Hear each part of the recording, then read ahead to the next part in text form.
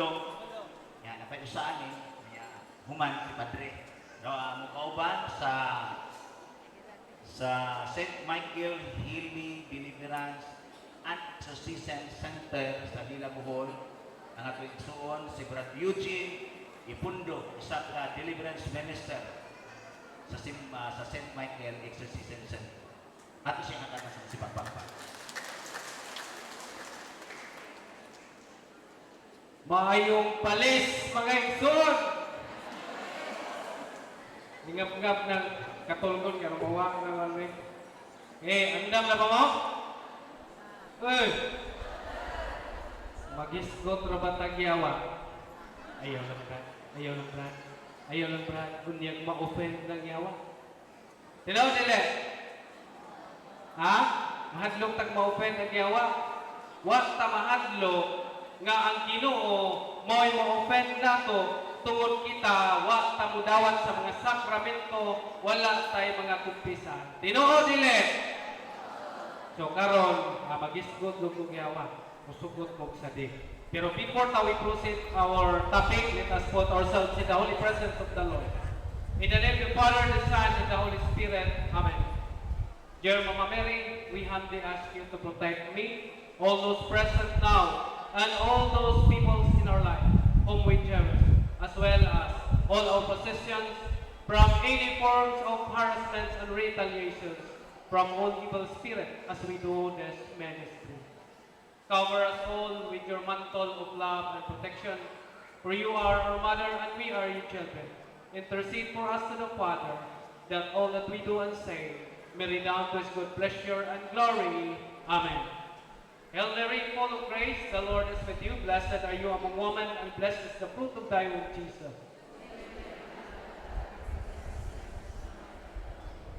Glory be to the Father, to the Son, and to the Holy Spirit. In the name of the Father, and of the Son, and of the Holy Spirit. Amen. Maayong palis pag-usap. Mga igsoon, ang topic na kung ipaambit kaninyo is about the kinds of demonic attack and its the kinds of demonic attack. No? So, nganong maatake ang tao sa yawa or kininganong unsa ning klase-klaseng atake sa yawa? Paminaw mo ani. Kay nasayon mi kitang tanan ganyan dinhi karon pagkadungog nang to kanas Father Darwin. Why lain ni santop sa tumuna-una? Kundi ang pagpangandoy sa unsa to ipangandoy niya ka? Kaayuhan. Oh, wala ko Father kay gusto tang naay mga balantian ato ginagpay or makapunta unsa ang pagkaayo. Nganong ato ning isgutan tungod kay kami mo empower ninyo, mo share ninyo nga unta dili ta mahimong magical ang tunahuna sama sa atong unahuna nga si Father Darwin tambalan. Mo na mo mo Father Darwin kay magpatambal. Tinuod dili. Mo na itong unahuna. Katong gipangisgutan ni Leo timan-an nato na dili na mo apekto nato kung dili nato ipahiuli ang atong kaugalingon diha sa estado sa grasya. Kung saan pagbalik sa estado sa grasya, maunang dangto na itong simbahan ug duolo na ito ang nagkadaiyang sakramento na gisgutan ni Brad Caloy. So ang sakramento, kanang sakramental sa inyong gamiton, instrumento na aron ka mo mapaduol ngadto sa sakramento. Kung pinaagi sa pagdangop ninyo sa sakramento, madawat ninyo ang nakadaiyang grasya nga gipadagay dahil sa Ginoo diha sa mga sakramento. Amen? So, dili magical. So, naay participation also man, naatay 90% nga participation kung gusto tang mo resulta kanang mga sakramental nga atong gigamit. So, muna ito, timanan. Kung saan, kini, kung gusto mong makuha ng 100% sa inyong ipangandoy ng mga kayuhan, paminaw mo sa katekism, paminaw mo sa empowerment sa spiritual warfare ni Father Darwin sa scientific kay nga naman. Di ninyo makuha ang 100% kung wa ng 5 to 10% nga maoy ikatampo namo ninyo. Amen? Kung saan, aron makumpleto, maminaw tas mga katekism. Ayaw paruhok sa yawa, nakabantay ko ganiya, pagsud, nawahay mo ko nilang suod, daghan kayo nagpadala sa yawa. Unsa may gipagbuhat sa nagpadala sa yawa, instead nga maminaw sa katikisim, naa nakigistorya siyang tapat ng chismis. Tinoo dili. Tungog kayo kanila. Uiko ko dito sa gawas. Sakpan yung pa. So, mone, the kinds of demonic attack. So, ang yawa mo atake sa tao sa duha ka mga pamaagi. Timanin ninyo ni. Duha ka pamaagi. Nagitawag na to og ordinary attack and nagitawag og extraordinary attack. So, ordinary attack arita una. Matod pa sa usa ka chief exorcist sa Metro Manila, Diocese of Metro Manila, sa Exorcism Center dito sa Metro Manila, si Reverend Father Jose Francisco Sequia kanang author and handbook na black, ningon siya. We must know that the demon will attack us directly and indirectly. So, dunay direktang atake o dunay indirektang atake. Unsa ang direktang atake? Mao kana ang ordinary attack sa yawa. O sa usang pagya nga ma-attack ka, ordinary kaya sa yawa. Through temptation. Pinaagi sa tentasyon. Mao na nga muingon ko, kanang uban na nga awa man ko na yawa iba, di ko magising-ising.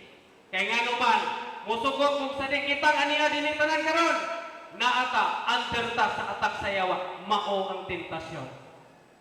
Tugpaw ko nun ng kanang si tawag kanang wa iya mo tintala ani sa yawa be. Kaya akong tagaan og usang sakong asin ipapasan ra pa uli. Kitang tanan na tintal sa yawa. Mao na nga the ordinary attack of the devil is through temptation. Temptation to power, temptation to riches and treasures, temptation to pleasure and flesh. Adunay mensahe si Father Sequia nga Satan will offer all pleasures in external life. Ang yawa ay mo offer ni mo na sa tanang kaharuhay ni ining kinabuhian. Pleasures in external life. Wealth and bless. Bahandi, kalawas ng kalipay, uy, ipakunan sa yawa ninyo. Tabangan mo sa yawa na magkuha ninyo na. Tabangan sa yawa kung nakita niya na naghinumbrang imong pangandoy din sa kalibutan. Kung sa iyang waton, tabangan ka na musakbit ni mo ng imong naghinumbrang kalibutanong pangandoy. Nga naman, just to make us forget our souls and refrain from reconciling with God. Mano kuno, aron makalimot ka nga doon na kay kalag nga luwasunod. Sa panahon nga makalimot ka nga doon na kay kalag nga luwasunod, makalimot na ka pagtuol sa simbahan, pag-adto sa sakramento, ilabi na ang sakramento sa pagkikiuli, panahon nga makasaka. Mutik ay mo kasi. Di na ka ngay pasaylo sa Ginoo. Tino mo dili. Dugang paningon Father Sequia. When they have everything, they will no longer attend Mass. Kung naanan niya tanan, bahandi din kalibutana, kaharuhay din kalibutana, di na siya musimba sa adlaw Domingo. Tino dili. Mauna nga magbantay mo sa inyong kabisi. Dili garantiya nga nadato mo tungod sa kakusog sa inyong negosyo. Dili garantiya nga nasakmit ninyo mo ng imong kalibutanong tinguha. Apan kung layo ka sa Ginoo, timan ini, mag-amping ka. Kay basin, atake na sayawa nimo. Nganong tabangan ta niya? Ano to? Aron makalimot ta nga naatay ka lang nga luwason. Mao gina, mo timaan. Oh, mo na katabangan ta niya. When they have everything, they will no longer attend Mass. Mo nang bisihon ka sa imong negosyo. Bisihon ka sa imong trabaho. Hala, bisag asa na ka. Gamito nimo bisan ang adlaw Domingo. Tinuod dili. Bantay mo. Ha? Dili garantiya na. Posible nga atake sa yawa. Nasakmit galing mo ng imong bahandi, kadato, nga wala kay Ginoo, posible na nga tawag tabang na sa yawa. Kung bantay mo, kay walay libre, anang maong tabang gikan sa yawa. Mao nang naay panahon nga moabot, nga magkalisod-lisod, paninglan na deta sa yawa. No? So bantay ta na. Kay batin musunod si Brad Wendell niya, ako iyang ipatom niya katong mga rason nganong mga openings, iyan ang istorya niya. Okay? So bantay ta. Mao na nga, that's why God allows spiritual suffering to remind us that our source ni protection. Mao din nga daghang higayon gitugot sa Ginoo kini mga pag-antos nato sa tugtag sa kakinabuhi nganuman ipahinumduman ta nga adunay tay kalag nga luwason. Tungod kay dili ta para dinhi kalibutan. We are here on earth to work for our salvation. Nakadinis kalibutan, aron trabahoan nato ang atong kaluwasan. Tungod kay dili ta para dinhi para dito sa langit ang atong purpose. Amen? Nasabtan ninyo, mo nagkaroon pagtimbang-timbang mo. Kumusta before matok sa anang gabi, kumustahin mo adlaw. Make a clean examination of conscience. Unsaon, kini mo itimani ang magkiyahan ka. Kinahanglan masayang ka kung unsay trabaho sa yawa dinis kalibutan. Nasayang mo kinahanglan masayang ka nga ang trabaho sa yawa dinis kalibutan. Gusto lang niyang ipahimulat ang relasyon sa tao ug sa Dios. Mauna nga naay temptation, the ordinary attack, nganuman pan-an kaniya aron mahilayo ka sa imong Ginoo. Mao na iyang rason. Mauna nga before ka matok pamalandong, make a clean examination of conscience. Aron balikan nimo ang nahimo nimong lihok niya nga adlaw. Baliki siya pamalandungi kung kanang maong lihok, kanang na-accomplish nimo nga lihok niya nga adlaw, wa ba na magkapahimulag sa imong relasyon sa Dios. Amen. So muna, mo ni pamalandungan nato. Tungod kay ang atong trabaho dinhi sa kalibutan, lagi sa gingon ako kaniya, we are here to work for our salvation. Mo ni itong trabaho, aron ma-counter nato ang trabaho sa yawa. Amen? So muna, the ordinary attack of the devil is through temptation. Apan wala sa din maninguha sa kalibutan. Wala. As long as ang Ginoo, ang imong kaugaling luwa sa mahimulag sa pagpunting sa imong kaugaling ngadto sa Dios. Nga naman, niingon si Saint Benedict, when you labor and pray at the same time, you're lifting your heart to God. Kana di atong kapisi, kung paano na ito kanunay Ginoo, na ang mga pag-ampo, mamahimo na nga nag-isa ta, nagtuboy ta sa atong kalag ug hunahuna ngadto sa Dios, atong kasing-kasing ug hunahuna sa Dios. And we know that lifting our heart and mind to God is called prayer. Kung kanang imong kabisi, mamahimo ng pag-ampo. Kanang imong ginagmay-gagmay nga adlaw-adlaw nga gibuhaton, mamahimo ng pag-ampo. Amen. Maunang ayaw yung tuguti nga mahimulag ang imong relasyon sa Dios. Ayaw tuguti nga mulampot ang yawa sa pagpahimulag nimo sa imong relasyon sa Dios. Mauna, may examination of conscience every day. Para makumusta nimo kung wa pa mo gintang ang closeness nimo sa Ginoo. Amen? So muna, ang ordinary attack of the devil. Ay ikaduha, extraordinary attack. No? Extraordinary attack. Ang extraordinary attack, adunay upat ka mga paagi. Na gitawag na itong demonic obsession, demonic oppression, demonic possession, and demonic infestation. So mauna ang extra. Dili na natin pasyon ha, matingala lang ka, nga adunay mga kabukat nga dili na ma-explain sa imong kinabuhi. Obsession, timan ini kay ang atake sa yawa mupunting sa imong imagination, memory ug emosyon sa tao. Muna daghang tao nga grabe dili makadaog sa mga problema, negative kayo hunahuna, dunay mga kanang unresolved negative thoughts, emotions, no? Dayon hisgot ug magpakamatay kay di makadaog sa mga problema. Subantay ta, obsessed. Pamaling tawag obsession. Matod pa ni Saint Gregory the Great, iman ang ito ni, nga kining una-una sa tao, mao ang unang dapit nga sudlan sa itong kontra. Kisa may kontra na to? Ha? Ha? Demonyo. No? Mao ni udlang sudlan sa demonyo kung walay pagbantay. Kung mauna, nga giingnan ta diha sa unang Pedro, Kapitulo 5, versikulo 8. Stay alert. Watch out for our great enemy, the devil. He prowls around like roaring lion, looking for someone to devour. So gipahimangnuan dita magbibinantayon kay ang atong kontra naras itong palibot. Naglibot suroy daon sama sa usa ka gutom nga leon nga nagulat sa iyang tukbuno. Amen. So muna, makabantay mo nga ang inyong mga bana, inyong mga asawa, di na makapugok sa iyang mga habitual sin, mga bisyo, posibleng obsessed na. Doon ang hinanaling ang kausaban sa mga batasan, kanunay negatibo, wa na makakita sa mga maayong kaugmaon, tungod kay nagkapos na sila sa ilang mga sakit nga kagahapon, posibleng obsessed. So, mauna nga mostly of those people are suicidal in nature. Tara, di ka daw problema, pakamatay. Mauna ang gitawag obsession, imagination, memory, o emotion sa tao, mo'y atakyon sa yawa. Ikadua, oppression. Direktang pag-atake sa yawa sa kinabuhi sa tao, nga magdala ang mga bukat ng mga pagsulay, mga kalisod, mga kahadlok, mga kapakyasan, o gani, nganong por usay po sa yawa, aron luluyahon ang tao, spiritually o emotionally. So pasabot ani oppression, lisod-lisod sa demonyo ang kahimtang sa tao. Kahimtang sa iyang panglawas, kahimtang sa iyang panalapi, o sa iyang kinabuhi. No? Mao ni nga ang oppression adunay tulo ka mata. Di man ini ninyo ni, di basig nakasinati na taan wa ta kabantay, atake na ni siyawa. Dahil gitawag natong physical oppression. Ang physical oppression atakiyon sa demonyo ang panglawas sa tao, pinaagi sa paghatag og sakit. Mao na nga daghang mga sakit nga walay finding sa doktor. Balik-balik sa doktor, pwede po ato timan dunay duha ka balatian, natural illness o preternatural illness.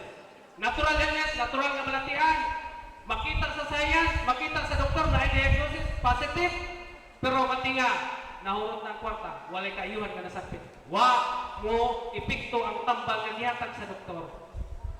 Walay preternatural. Pero kung makita niya, nihubag imong tuhod, tungod kay gusto po kang mukaon og gumba, kana natural na. Dunay natural nga hinungdan. Taas kay ka og sugar, tungod kay gusto po kang mukaon og tamis, kana natural nga balatian, nay natural nga hinungdan. Pero timan-an nato, adunay daghang higayon mag-uban ang duha. Dual ang natural nga balatian sakyan sa atake sa yawa. Mao nang matinga na lang nga nahurot ang kaptangan ug pamaligya, wala pa mamaayo sa iyang sakit. So, natural illness, preternatural illness. Mao na ang oppression, no? So, mao nga balik ko na to, ang physical oppression mo atake ang yawa sa panglawas sa tao. Muna, sakit. Ikadua na gitawag og financial oppression. Financial oppression. Sa ato pa, ang yawa umatake sa financial aspect sa pamilya. Mao na atake yun sa yawa. Dingon si Father Siquia, Satan will also, doha ba na no, atake ang yawa sa financial aspect o sa relasyon sa pamilya. Physical oppression, financial oppression, o relational oppression. So, mao na ang klase sa oppression. Atong paminawon ng explanation ng Father Siquia. Satan also attacks relationship and finances within families. Muatake siya sa relasyon sa mga pamilya o sa financial aspect sa pamilya. Nga naman, if there is extreme financial hardship, it can lead to family conflicts. Tinawa dili. Mga pamilya nga naglisod-lisod sa panalapi, daling magubang, daling magubong, daling mag-iaway kung nagtiayon. Tinawa dili. Sa muna itawag ng financial oppression. No? There is extreme financial hardship. It can lead to family conflicts, blocking grace from God no matter how hard it tries. Matinga siya nga saktong mga trabaho, dagkong mga sweldo, naay mga negosyo, pero natinga sila na dili paigo ang ilang mga kinataan sa ilang mga panginahanglan. Kung ni Brother Sherwin pa sa kauban, niyon siya nga mura ko ka og nagsahod og tubig sa usa ka balde nga buslot. Mapuno dili. Why pagkapuno? Gilisod-lisod sa yawa ang imong financial aspect. Ngano man, again, mao na kay gusto po niya gubon ang relasyon sa matag usa. Relational. Musunod na, blocking grace from God no matter how hard it try. You should recognize this as attack by demons. Kinahanglan masayod ta nga atake na ni sa yawa. Ngano man, demons will do everything so that if you fall into hardship, you will blame God. Tinaw din.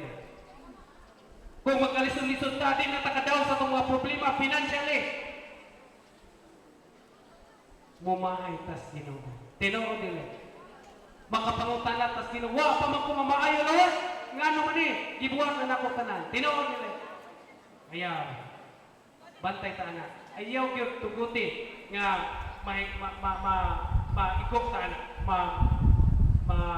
mahog ta sa laang sayaw. Ha? Nganong buhaton na niya, gusto ka, so that if you fall into hardship, you will blame God. Mo niya gusto kang masama kaniya nga mo rebelde sa Ginoo. Makatugot ka ta, sumuna nga magmaigma, magbantay ta. Okay? Sumuna ang opresyon. Relational opresyon, ang relasyon sa matag usa sa pamilya kungtol sa yawa. Tamnan o garbo matag usa. Taghan natong diri mga igsuong tiunay. Way klarong relasyon sa usa-usa. Halos magpatay mag-away. Tinuod dili. Kay unsay rason nagpuno sa kabilin ni tatay ug ni nanay. Nagburo ka sa yuta. Tinuod dili. Ana, bantay ta kay tamnan ta ana. Kay ngano man, unsay tanong sa yawa garbo. Matag usa na nato na.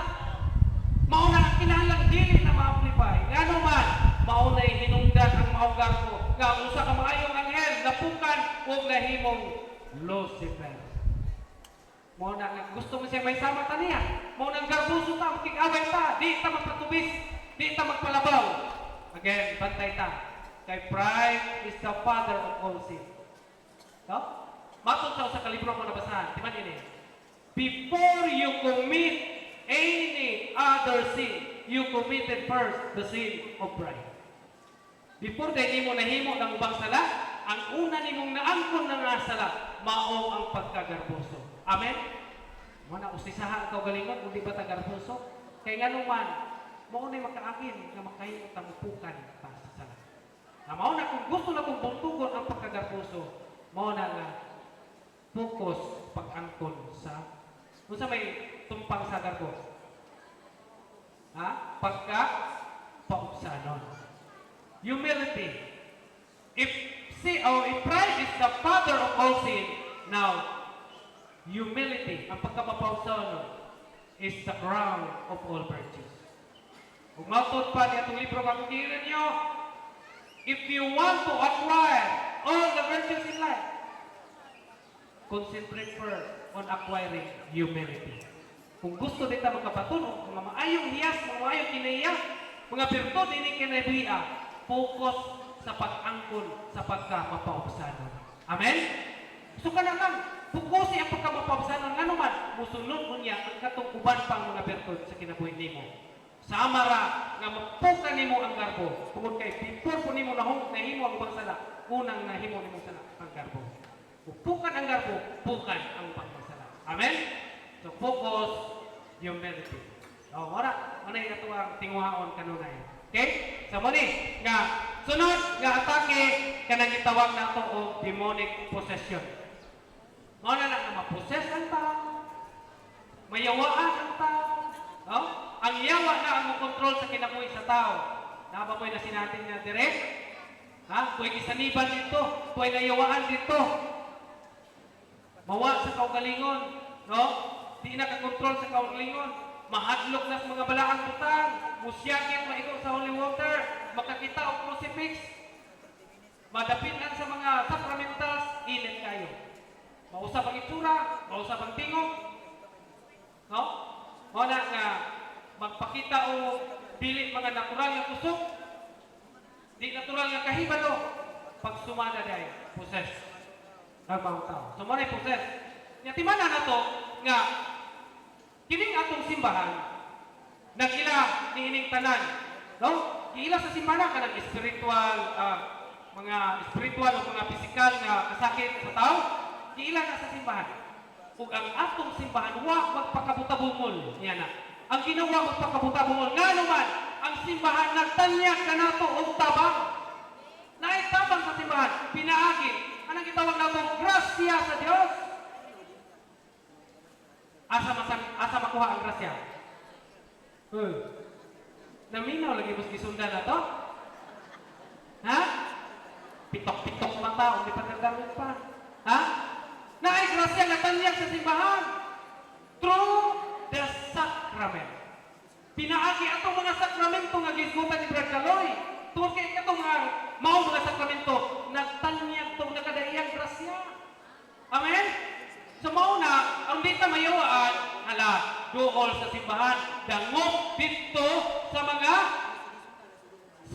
Espiritu. Ug gusto ta grasya. Labi na kita kung doon na tayo mga balatian, ayaw mahayi ang Ginoo. Kasagaran nato umahay man ta. Instead, be grateful to Him. Be grateful in all circumstances. Manuman, be thankful to God. Tungod kay bisan kanang atong mga balatian, adunay rason. Everything that happened to us, God has always a reason. Balatian, kung sa may giningon diha sa Catechism of the Catholic Church, paragraph 1502. Ningon diha, illness becomes a way to conversion. God's forgiveness initiates the healing. Diay, nga kining atong mga balatian, usa na kadan ngadto sa kabaguhan. Gitawag ta, we are called for conversion. Tawag na sa kabaguhan. Kaya nga naman gusto mabaguta, kumud kay nakita sa Ginoo nga wa na ka mahisubay sa iyang dan. Nga iyang paagian mo. Wa nahilayo na kaniya. Tungod kay gihigog, sinyalis na nga gihigog pa ka sa Dios. Nga naman, dili siya gusto nga mahilayo kaniya. Dili gusto Ginoo nga madanga sa tentasyon sa yawa. Maano ka, mahilayo kaniya. Mao na nga, kung naatay mga balatian karon pala sa pasalamati ang Ginoo. Tawag na sa kabakuhan. Ug gusto kag kaayuhan, duol sa simbahan, dawatan grasya. Usang grasya, grasya sa kapasayloan. Mao na kung gusto kag grasya sa kapasayloan, duol sa atong tanang kaparihan, kumpisan. Tungod kay ang maong grasya sa kapasayloan, mao nay magbitbit nimo sa imong kaayuhan. Amen. Sa opisina sa Bohol, daghang nga ngayo, human pagpangumpisan, human nakadawat sa lawas ug dugo ni Kristo diha sa komunyon ug human nahilok sa atong kaparian nangulik nga wala nay balatian. Dunay nang gibitbit na. Dunay nang giwelcher giguyod na. Naay mga kamot nga di na maalsa, nagdupa-dupa na. Tungod kay nadawat nila ang grasya sa kapasayloan ug mao'y nagbitbit niya ngadto sa iyang kaayuhan. Amen? Ug gusto tang mamaayo, kumpisan. Hinaot ta nga pugi ang atong kaparian mga pakumpisan nganuman na bitaw gitawag ug wa ma-elaborate ni Brad Kaloy kayo na gitawag o sacrament of healing. Mao to ang kumpisan ug hilong sacraments of healing. Wala. Gusto tang mamaayo, dool sa simbahan, dangop sa sakramento. Okay? So, mara, leksyon nga, kung naay na possession na itong ang pare mo'y mong inaanak. Pinaagi sa paghatag o exorcism prayer. So, exorcismo mo'y tubag sa mga tao nga na-possess. Sunod na po'y demonic infestation. Dunay presensya sa demonyo sa inyong mga lugar. O, infestation. Karabang infested, tauan, tiawan, matingamo inyong balay, manglihok na ng mga butang. Tuway inyong rocking chair, nagtuya-tuya, wala'y nagsakay. Tuway electric fan, pati kusugak tuyok, wala nakasaksak. Diri rin maglibaw yung balibo. Dali-dali ka kay Ukto na, muli ka sa inyong bay, wa pa kay nilungag, wa pa kay kaon. Pag-abuti mo dito, wa ay laing tao, ikaw ra. Tuwa na yung nilungag sa mong rice cooker. Ha? Perting pa ita, infested. O, daghang mga infestation. So, mauna nga, magpantay tatanan ni Ana mga igsoon niya. Kung unsay rason, ngano matake ang tao sa yawa, atong ang iyon si Brad Wendell ng totoo na muna nito aron mag-explain niya sa demonic openings. Ha? Muna ito na. Kini spiritual warfare. Ang ayan ba itang mahadlok? Uy! Hadlok lagi mo muhisgot ang yawa, ma? Ayaw ka hadlok! Kanuman, kung sa mag-iingon niya sa Santiago 4:7, pag masinugtanon kamo sa Dios, sukli ninyo ang yawa o mudagan siya. Kung saan? Kung saan pagsukol? Pag masinugtanon kamo sa Dios. Mauna, matag adlaw, malinguha ta nga mahiusa ang atong kalag ngadto sa Ginoo. Nga naman, aron dili ta matutlan sa atake sa yawa. Tungod kay kung nang masinugtanon ka sa Dios, kahadlukan ka sa yawa. Amen? Ug giingon ang usa ka church father, si St. John of the Cross, the soul that is united with God is feared by the devil. Amen? Lipay mo, mo nang hiusa kanunay ang iyong kaugalingon ngadto sa Ginoo. pinaagi sa pagduol sa mga sakramento. Amen? Kung pisal kanunay, simba matag adlaw Domingo, pisag kana lang. Simba matag adlaw Domingo, pisag iglihi. O unya, gamit ta sa mga sakramenta, ampong pag Santos Rosario matag adlaw. Nya mahadlok pa mogyawa. Kung sa may puso ninyong paggamito nun ng mga sakramental, kung mahadlok mogyawa. Amen? Aron mo ipikto, dool sa sakramento. Ayaw kahadlok. Ha? Ayaw kahadlok ining maong gubat, maong gira. Ayaw yung kahadlok. Kaya nga naman, ningon si St. John Chrysostom, if we are at war with the devil, we are at peace with God. Amen? Kung naadeta niining gira batok sa demonyo, naata sa kalinaw diha sa atong Ginoong Hesukristo. Amen? So inaw mga igsoon kining gamay nga oras sa pagpaambit ninyo na amoy magkagunan. Maggamit ninyo sa inyong pagigbatok sa atong kontra nga mao ang yawa. Ug niining tanan, ako magpasalamat ninyo, ubanin ko ninyo sa pagpasalamat sa Dios. Sa ngalan sa Mahal, sa Anak, ug sa Dios Espiritu Santo, maayong palis mga igsoon ug daghang salamat sa inyong pagpamingaw.